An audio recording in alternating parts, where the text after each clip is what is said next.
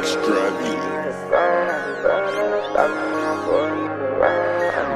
same shit, you keep bringing me down. Same old story every time you come around. You a red nose shorty, but you looking like I'll never doubt Brandon. That kid has been one of the most impressive racers through his entire amateur career.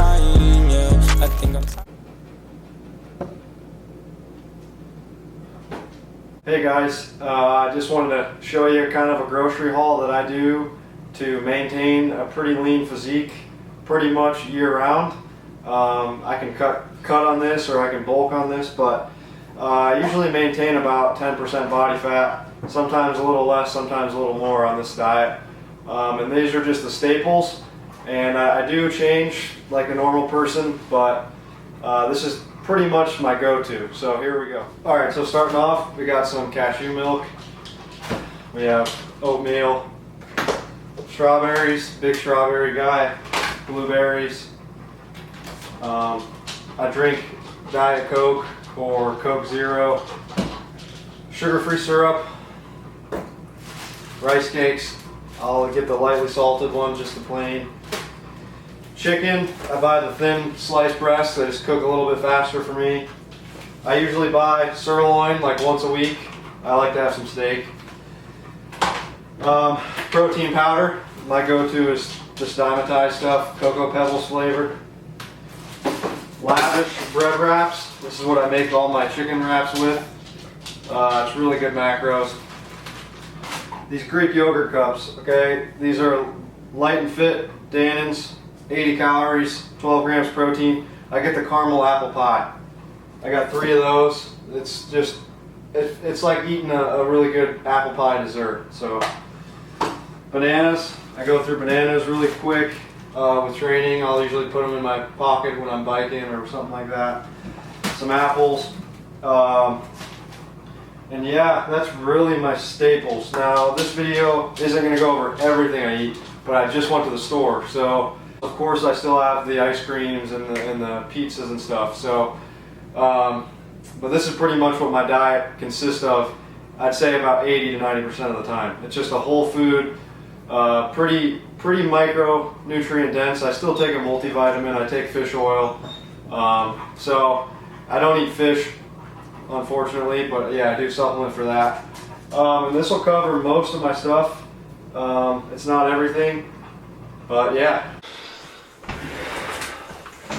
Hey guys, alright, so I'm going to go through as quick as I can on things that you need to do to maintain or go to your goal body weight, goal physique, whatever your goal is. Maybe you want to look leaner for the summer. There's just so many, everyone has their reasonings as to why they want to look the way that they do. So this is going to help you get there, okay? I'm using this as a whiteboard. It's actually like a whole shuttle board, but I'm using the back of it. So, first things first.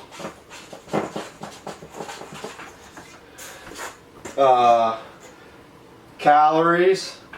Calories are everything, okay? It's calories in versus calories out. That's going to give you your goal physique. If you want to lose weight, you have to eat less than you burn, okay?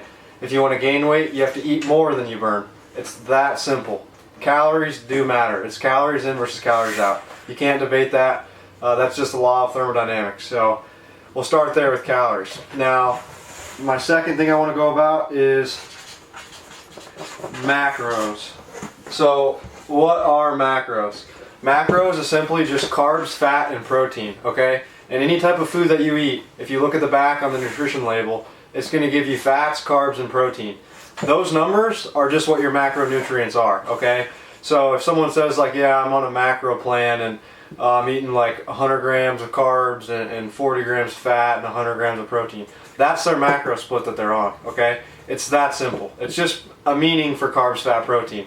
Now, micronutrients is a little bit different. That's your vitamins and minerals and things in foods. Macros are simply carbs, fat, protein. Now, when setting up a diet or setting up a way that you need to eat, the very first thing that I like to set personally, and a lot of the people that I've worked with, is we get the protein set because it's very simple.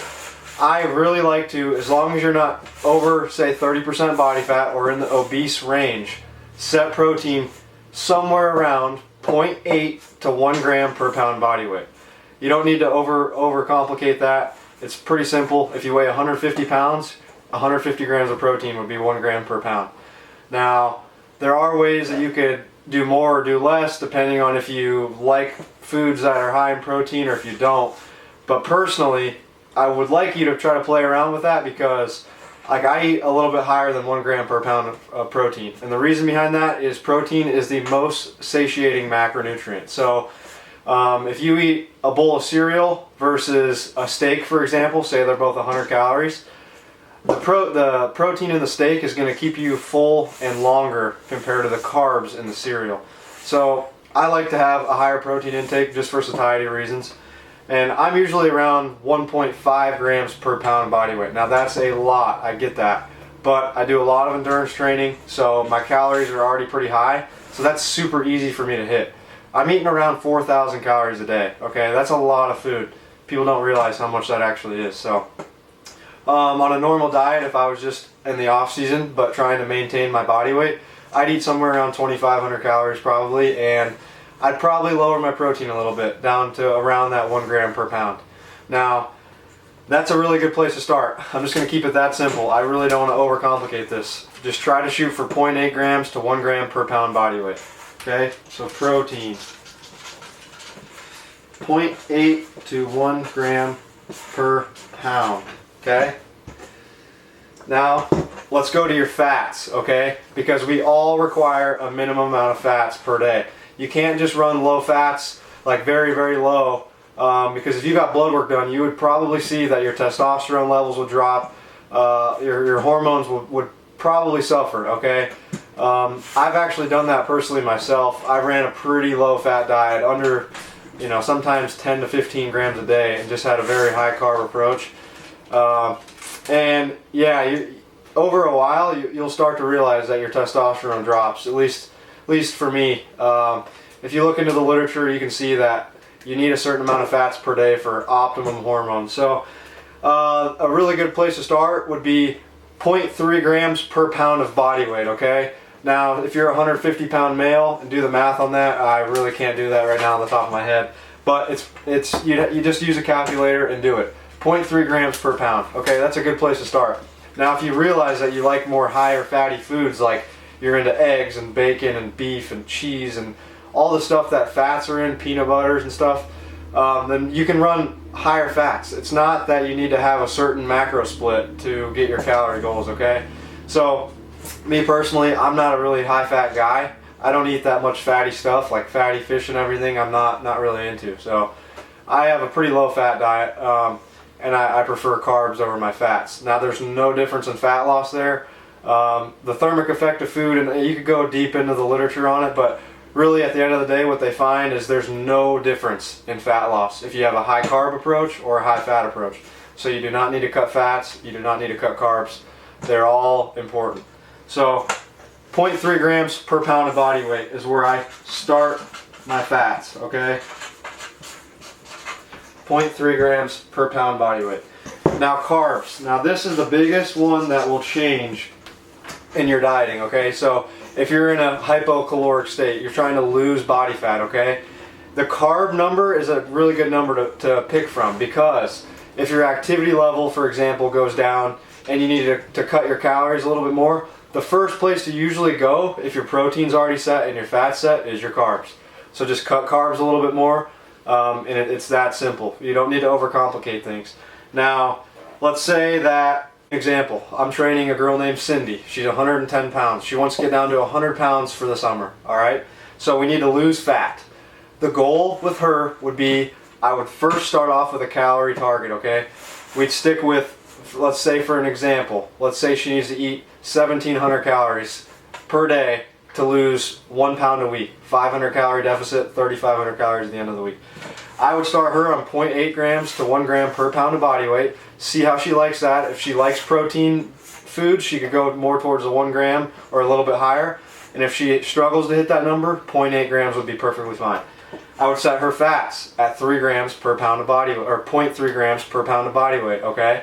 If she likes fattier foods, we can adjust that to go higher, but that's where I would start her. and then say she's eating 1,700 calories like we talked about from the beginning, there's a simple math equation that you can do to figure out how many carbs fill in the gap. So if she's eating 1 gram per pound, that's 110 grams of protein, right?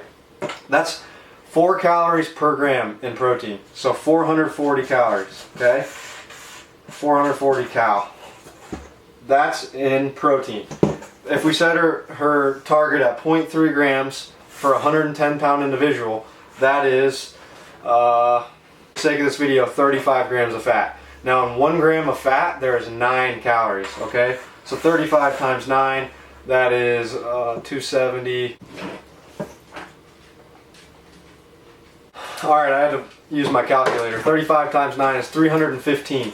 So there's 315 calories coming from fats. So now you have 440 calories coming from protein, and you have 315 calories coming from fats. So if we're trying to hit 1,700 calories per day, right? We have these two numbers already figured out. All we have to do is add those and subtract that from 1,700. So we got 755 calories if we add those up. So 1,700 minus the 755 that we got from her carbs and her protein, or her fats and her protein already. So 1,700 minus 755 is 945 calories. Okay, I know you guys can't read my math here, but like I said, I'll go over real quick how I found that. I just took her protein calories and her fat calories, I added them together, and the number that I had left over, I subtracted from 1,700 because we started her on 1,700 calories. So we gave her 945 calories. Now how do we find out how many carbs she eats? All we do is take 945 and divide that by 4 because there's 4 calories per gram of carb, right? So 945 divided by 4, and we get, after doing that, we get 236 of grams of carbs, okay? 236. So her diet is, let's say that I'm going to give her a macro plan now. That's the term. It would be 110 grams of protein.